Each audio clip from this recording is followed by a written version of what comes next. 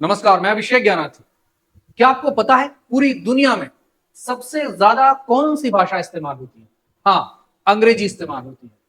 और उससे भी ज्यादा खास बात यह है कि भारत, जिसकी मूल भाषा अंग्रेजी नहीं है, उसके बावजूद भारत दुनिया का एकमात्र ऐसा देश है जहां की सबसे बड़ी जनसंख्या स्कूली शिक्षा भी अंग्रेजी में लेती है। उसके बाद उच्च शिक्षा यानी प्रोफेशनल स्टडीज भी अंग्रेजी में करती है। यहाँ के व्यापार प्रमुखता अंग्रेजी में ही चलते हैं और यहाँ घूमने फिरने सभी में अंग्रेजी प्रमुख रूप से इस्तेमाल होती है। और दुनिया की एकमात्र भाषा अंग्रेजी है जो दुनिया के सबसे ज्यादा देशों में इस्तेमाल होती है। ऐसा क्यों? शॉर्ट में हम समझते हैं और आगे आप समझ पाए। कई सारे लोगों के मन में सवाल रहता है कि अंग्रेजी ही क्यों? बहुत सारी भाषाएं, यहां आपको कुछ पता चलेगा क्यों। अगर हम दुनिया को देखें तो दुनिया में 254 देशों में से 195 देश यूएनओ के मेंबर हैं, यूनाइटेड नेशन ऑर्गेनाइजेशन, संयुक्त राष्ट्र संघ के सदस्य हैं और यूएन की एक ऑफिशियल लैंग्वेज इंग्लिश है। दुनिया के लगभग ये सारे देश अंग्रेजी को एक अंतरराष्ट्रीय भाषा में और कम्युनिकेशन की भाषा में स्वीकार करते हैं। लगभग सारे देश अंग्रेजी को समझते, बोलते और प्रयोग करते हैं। ऐसी दूसरी कोई भाषा वर्तमान समय में दुनिया में नहीं है। ये बात अंग्रेजी को विशिष्ट बनाती है। अगर आप दुनिया की बात करें तो हमने देखा कि भारत के लोग दुनिया के कई देशों में पढ़ने जाते हैं और दुनिया के कई देशों के लोग भारत में भी पढ़ने आते हैं और दुनिया के अलग अलग हिस्सों के लिए लोग दुनिया के कई देशों में पढ़ने जाते हैं। इनमें America, Britain, Australia, Japan, China, Russia, Germany, बहुत सारी कंट्रीज हैं। लेकिन इन सब कंट्रीज की खास बात क्या है कि अगर आप कहीं भी पढ़ने जा रहे हैं तो सामान्य रूप से माध्यम के रूप में अंग्रेजी इस्तेमाल होती है। यानी अगर आपको अंग्रेजी आती है तो पूरी दुनिया में आप कहीं भी पढ़ सकते हैं, आप कहीं भी करियर बना सकते हैं। हाँ, यहां पे एक बात समझनी होगी, दुनिया के कई देश ऐसे हैं, ज्यादातर देश ऐसे हैं जो अंग्रेजी भाषी हैं और जहां आपको अगर पढ़ना है या नौकरी करनी है या व्यापार करना है तो आपको प्रमुख रूप से पढ़ने और नौकरी करने के लिए, करियर बनाने के लिए और पढ़ने के लिए आपको एक एग्जाम पास करना होता है। मैं उसके बारे में डिस्कस करूंगा, आईएलटीएस का। उसके बाद आप यहां पढ़ सकते हैं और नौकरी भी कर सकते हैं। यही बात व्यापार, आज वर्तमान समय में दुनिया में अंग्रेजी इंटरनेशनल व्यापार की भाषा बनी हुई है। अंतरराष्ट्रीय स्तर पर जो व्यापार होता है उसमें प्रमुख और एकमात्र भाषा के रूप में अंग्रेजी उभर कर आती है। ये इस भाषा को विशिष्ट बनाती है। पूरी दुनिया में घूमने के लिए ट्रैवल एंड टूरिज्म की बहुत बड़ी इंडस्ट्रीज है। करोड़ों लोगों की जीविका इसी से चलती है और ये मार्केट अंग्रेजी के सहारे चलता है। आप अपने आसपास दुनिया के कई देशों में जब घूमने जाते हैं तो आप नोटिस करते हैं कि सामान्य रूप से अंग्रेजी का ही इस्तेमाल होता है। अगर हम भारत की बात करें तो भारत में 28 राज्य और 8 यूनियन टेरिटरीज जो है, इनको जोड़ने का काम भी अंग्रेजी ही करती है। कई लोगों के मन में सवाल आएगा, ऐसा क्यों? तो आगे मैं आपको बताता हूं ऐसा क्यों। अगर हम भारत की बात करें तो भारत में, मैं आपको बता दूं मैं शॉर्ट में क्या क्या बताने वाला हूं। भारत करियर के बारे में बताऊंगा, यहाँ आईएलटीएस एग्जाम के बारे में बताऊंगा, अंग्रेजी क्यों जरूरी है, भारत के बोर्ड्स के बारे में बताऊंगा, स्टडीज के बारे में बताऊंगा, काफी कुछ है ऐसा जो मैं डिस्कस करने वाला हूं। और ये सारी चीजें न सिर्फ आपकी जो जानकारी है उसको बढ़ाएंगी, बल्कि आपको बड़ा इंटरेस्ट भी आएगा ये सब जान के। बहुत ज्यादा इंटरेस्ट आने वाला है आपको ये सब जान के। भारत की बात करते हैं। भारतीय संविधान के अनुसार भारत में शक्तियों का विभाजन 3 स्तर पर, बहुत शॉर्ट में बता रहा हूं, 3 स्तर पर हुआ: विधायिका, कार्यपालिका और न्यायपालिका। तो यहां जो संसदीय व्यवस्था है वो सबसे पहले, यहां मैंने संसद को लिया हुआ है, और भारतीय जो संसदीय व्यवस्था है उसके अनुसार जो संविधान बना हुआ है, कार्यपालिका यानी जो जो भी सरकारी कर्मचारी और सरकारी अधिकारी चुने जाते हैं वो कार्यपालिका के अंतर्गत आते हैं। यहां भी अंग्रेजी प्रमुख रूप से इस्तेमाल होती है। ये 3 पिलर हैं भारतीय संसदीय व्यवस्था के अनुसार भारत के: संसद, कार्यपालिका और न्यायपालिका। न्यायपालिका की अगर हम खास बात करें तो एक आर्टिकल है जिसके अनुसार, अजीब लगेगा, बहुत सारे लोगों को पता है, जिन लोगों को नहीं पता, भारतीय संविधान ये कहता है कि भारत में अनिश्चित काल तक अंग्रेजी कामकाज की भाषा रहेगी और जिसमें हाई कोर्ट और सुप्रीम कोर्ट की पूरी प्रक्रिया सिर्फ और सिर्फ अंग्रेजी में ही होगी। आपको अजीब लग सकता है, कई लोगों को अजीब लग सकता है कि अंग्रेजी भारत की भाषा नहीं है, लेकिन भारत का सुप्रीम कोर्ट और हाई कोर्ट सिर्फ और सिर्फ अंग्रेजी में ही काम करते हैं। उसके अलावा अगर आप दूसरे दो पिलर की बात करेंगे, यूपीएससी और दूसरे जो एग्जाम्स हैं उन सब में आपको चाहे अधिकारी बनना हो, चाहे दूसरे पोस्ट पर आना हो, अंग्रेजी के ज्ञान के बिना वहां पहुंचना संभव नहीं। वो बात यहां भी लागू होती है। मैं आगे आ जाता हूं, उसको डिटेल में डिस्कस करूंगा। करियर की बात करें तो मैं करियर पे बाद में आऊंगा। अभी मैं देख लेता हूं कि भारतीय जो जनमानस है, भारतीय जो बच्चे हैं, भारतीय जो व्यवस्था है, जो समाज है, वो किस रूप में, कितनी अंग्रेजी उसमें किस रूप में घुली हुई। तो मैं बहुत शॉर्ट में देख रहा हूं, why do we need to learn English, हमें जरूरत क्यों पड़ती है, हमें क्यों आवश्यकता। सब तो शुरुआत हो जाती है स्कूलिंग से ही। बच्चा स्कूल में एडमिशन लेता है, उसका अंग्रेजी से सामना होता है, अंग्रेजी उसको सीखनी पड़ती है। क्यों सीखनी पड़ती है, आगे आ जाता हूं। भारत में जो प्रमुख बोर्ड है, बच्चे ने एडमिशन लिया और वहां से 12th तक की उसकी जो पूरी जो स्कूलिंग, भारत के प्रमुख बोर्ड है, आप देख सकते हैं। उसके अलावा जो प्रमुख स्कूल्स हैं वो मैंने कुछ लिए हुए हैं। राष्ट्रीय मिलिट्री स्कूल यानी मिलिट्री, अभी हाल ही में एक वीडियो वायरल हुआ था, हमारे उत्तर प्रदेश के पूर्व मुख्यमंत्री हैं अखिलेश यादव जी, वो संसद में बोल रहे थे कि मैं मिलिट्री स्कूल का पढ़ा हुआ, वो धौलपुर मिलिट्री स्कूल के पढ़े हुए हैं। तो भारत में कुल 5 मिलिट्री स्कूल, कितने, कुल 5 मिलिट्री स्कूल। सैनिक स्कूलों की बात, हाँ, कई सारे लोगों को लगता है कि ये दोनों एक ही होते हैं, मिलिट्री स्कूल अलग होते हैं, सैनिक स्कूल अलग होते हैं। मिलिट्री स्कूलों की संख्या कुल 5 है। एक वीडियो में बनाऊंगा जिसमें ये समझा दूं, कई सारे लोगों को मन में रहता है बच्चों को कि सैनिक स्कूल की तैयारी कराते हैं तो क्या होता है, कैसे होता है। तो कुल 5 मिलिट्री स्कूल और 33 सैनिक स्कूल। उसके अलावा केंद्रीय विद्यालयों की अगर मैं बात करूं, केंद्रीय विद्यालय एनवीएस जो है 1244, 1244 भारत में है और 3 भारत के बाहर है।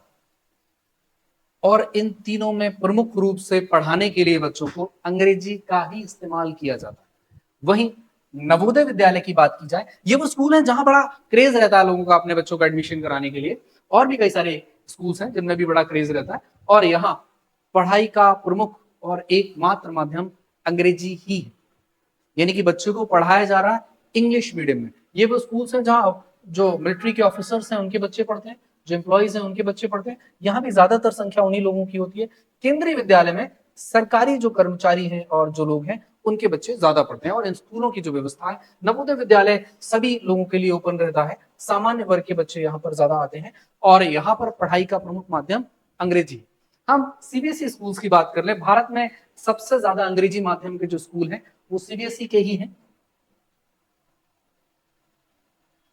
सीबीएसई दिल्ली, केंद्रीय माध्यमिक शिक्षा बोर्ड। अगर 2023 की आप बात करें तो 28,486 स्कूल थे और 2024 में ये संख्या 29,189 हो गई। लगातार स्कूल बढ़ रहे हैं। क्यों बढ़ रहे हैं? क्योंकि लोग बच्चों को इंग्लिश मीडियम स्कूल में पढ़ाना चाहते हैं। अपने आसपास से बात को आसानी से देख सकते हैं कि पिछले 20 साल पहले कितने इंग्लिश मीडियम स्कूल थे और आज कितने हैं। कारण क्या है? लोग पढ़ाना चाहते हैं इसलिए खोल, और लोग क्यों पढ़ाना चाहते हैं आपको आगे और क्लियर होगा, क्योंकि सभी लोग बच्चों को इंग्लिश मीडियम में ही पढ़ा। आईसीएसई के स्कूलों की बात करें, ये भी पूरी तरह इंग्लिश मीडियम है, 2891 स्कूल है। उसके अलावा एक और बोर्ड है जो कैम्ब्रिज का है, आईजीसीएसई। चूंकि ये Cambridge international general certificate of secondary education है, तो दूसरी किसी भाषा का मतलब ही नहीं बनता और पूरी तरह पढ़ाई इंग्लिश में ही होती है।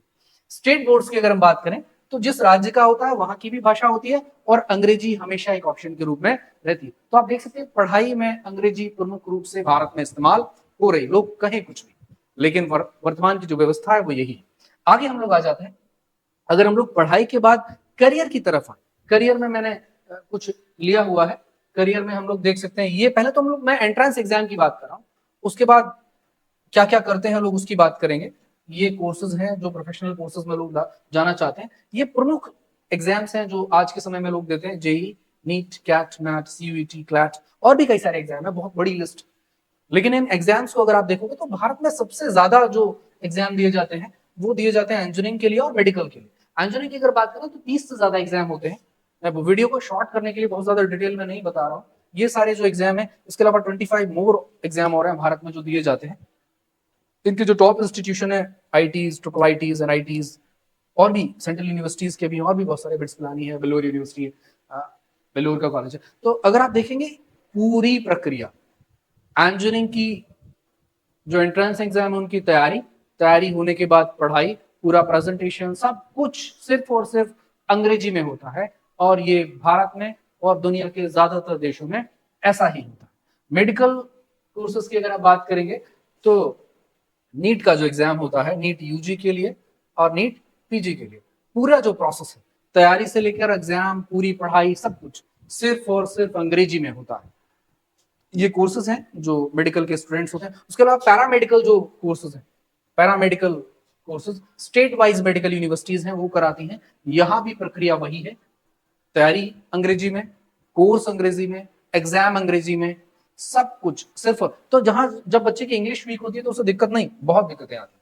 हाँ, लॉ अगर आपको इस देश में जज बनना है, एडवोकेट बनना है, या जुडिशियरी से रिलेटेड किसी काम को करना है, सामान्य कर्मचारियों, क्लैरिकल स्टाफ को अगर आप छोड़ दें तो ये प्रमुख एग्जाम है क्लैट का। अलसेट भी होता है और भी होते हैं ये प्रमुख। मैं वीडियो को छोटा करने के लिए बहुत ज्यादा डिटेल में नहीं जा रहा हूं।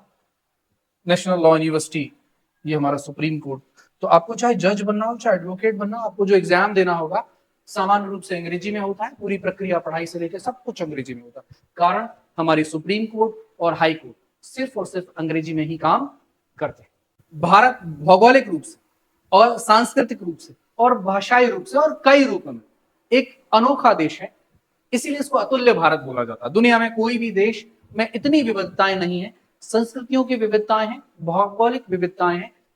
यही वजह है कि भारत के अलग अलग क्षेत्रों के लोग, अलग अलग भाषाओं के लोग हैं, अलग अलग संस्कृतियों के लोग हैं, और यही वो जगह है जहां अंग्रेजी अपनी जगह बना पाती। कई लोगों के मन में ये सवाल रहता है, क्यों अंग्रेजी ही क्यों? मैं समझाता हूं आपको। करियर की अगर हम बात करें तो यूपीएससी, एसएससी, स्टेट जॉब। उससे पहले मैं एक बात आपको बता, स्टडी के बारे में मैंने बताया था। स्टडी में इंग्लिश को इतना इंपॉर्टेंस क्यों दिया जा रहा है पूरे देश में? सारे बोर्ड्स इंग्लिश में पढ़ा रहे हैं, सब कुछ इंग्लिश में क्यों हो रहा है? कारण क्या है? दुनिया का कोई एक इंस्टीट्यूशन, कोई आईआईटी हो सकता है, कोई आईआईएम हो सकता है, कोई लॉ यूनिवर्सिटी हो सकती है, कोई दूसरी नेशनल यूनिवर्सिटी हो सकती है, या कोई सामान्य कॉलेज भी हो सकता है। अगर उसमें अंग्रेजी में पढ़ाई हो रही तो उसी क्लास में तमिलनाडु का बच्चा बैठ सकता है, उसी में कर्नाटका का बच्चा बैठ सकता है जिसको मूल रूप से कन्नड़ आती है और अंग्रेजी आती है, उसी में उड़ीसा का बैठ सकता है, उसी में महाराष्ट्र का बैठ सकता है, उसी में असम का बैठ सकता है। सोचो अगर अंग्रेजी ना होती तो क्या एक कन्नड़ का बच्चा मलयाली के साथ, मराठी के साथ, उड़िया के साथ, जो इनकी भाषाएं हैं, उनके साथ क्या बैठ पाता, क्या उनके साथ पढ़ पाता? अंग्रेजी की जो विशेषता है, जो खूबी है, वो यही है कि ये जोड़ रही न सिर्फ दुनिया को बल्कि भारत को। अलग अलग राज्यों से आए हुए बच्चे जिनकी भाषाएं अलग हैं, एक क्लास में पढ़ पा रहे हैं, एक साथ में बैठ पा रहे हैं, आइडियाज को शेयर कर पा रहे हैं, एक दूसरे की संस्कृतियों को सीख रहे हैं, समझ रहे हैं। एकता का भाव लाने में अंग्रेजी अपना एक इंपॉर्टेंट रोल प्ले कर रही है, और यही बात पहले के लोगों ने समझी, और यही वजह है कि जो पढ़ाई है उसमें भी अंग्रेजी को रखा गया, कोर्ट में भी अंग्रेजी को रखा गया, और भारत में कामकाज की भाषा के रूप में 1967 में जो राजभाषा कानून में संशोधन हुआ, अंग्रेजी हटाओ आंदोलन चलने के बाद एक बड़ी प्रक्रिया, राजनीतिक प्रक्रिया रही, उसके बाद इसको स्वीकार किया गया, और इस बात को हम नकार नहीं सकते। और इसी विविधता के कारण, राज्यों की अलग अलग भाषाओं के कारण ही यूपीएससी, जहां से देश में क्लास 1 का अधिकारी निकलता, चाहे सिविल सर्वेंट हो, चाहे डिफेंस का, चाहे सेना, तीनों सेनाओं में जाना हो, चाहे सिविल क्षेत्र में आईएएस, आईपीएस, आईआरएस, आईएएस कुछ बन के आना हो, यूपीएससी से आपको गुजरना होगा, और बिना अंग्रेजी यूपीएससी से नहीं निकल सकता। यूनियन पब्लिक सर्विस कमीशन की जो प्रक्रिया है, उसमें अंग्रेजी को इस रूप में रखा गया है कि जिसकी अंग्रेजी कमजोर है वो इन परीक्षाओं को पास ही नहीं कर सकता। यही बात एसएससी के साथ है, या क्लास 2 के, क्लास 3 के, और भी कई कर्मचारी। भारत की केंद्र सरकार की जो नौकरियां हैं उनमें सबसे ज्यादा नौकरियां एसएससी से ही आती हैं, और यहाँ भी बिना अंग्रेजी के ज्ञान के आप नौकरी नहीं पा सकते। यहाँ बैंकिंग की भी यही स्थिति है। स्टेट जॉब्स में लैंग्वेजेस का ऑप्शन स्टेट के अकॉर्डिंग रहता है। मैं डिटेल में नहीं बता रहा क्योंकि करियर का एक अलग मैं वीडियो बनाऊंगा, वरना लेंथ बहुत बड़ी है। और प्राइवेट में चूंकि एमएनसीज होती हैं, मल्टीनेशनल कंपनीज का, तो वर्किंग कल्चर ही इंग्लिश होता है, तो उसकी जरूरत पड़ती है। और वर्तमान में इंटरनेशनल मार्केट, अंतरराष्ट्रीय जो मार्केट है, उसकी जो भाषा है वो अंग्रेजी है। आप मार्केट से कुछ भी खरीदें और नोटिस करें उस पर किस भाषा में लिखा हुआ है, आपको अंग्रेजी में लिखा हुआ मिलेगा। कारण क्या है कि ये दुनिया वर्तमान में अंग्रेजी में ही व्यापार करती है।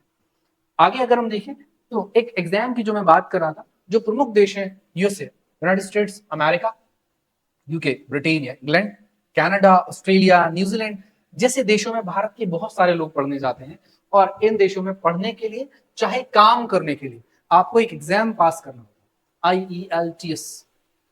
ये बहुत सारी यूनिवर्सिटीज हैं दुनिया में जिनमें लोग पढ़ने जाते हैं, बहुत सारी कंपनीज हैं जिनमें लोग जॉब करने जाते हैं, चूंकि इंटरनेट का युग है। यहाँ ये बड़ी बहुत सारी कंपनीज हैं जिनमें भारत के लोग, पूरी दुनिया में भारत एकमात्र ऐसा देश है जिसके जो मूल नागरिक हैं, दुनिया के सबसे ज्यादा बड़ी कंपनियों के सीईओ, भारत को ये सौभाग्य प्राप्त है। इन कंपनीज को आप देखेंगे तो बहुत सारी कंपनियों के जो सीईओ हैं वो भारतीय हैं। और यहाँ जब आप जॉब के लिए जाते हैं तो आपको एक एग्जाम क्लियर करना होता है, दैट इज कॉल्ड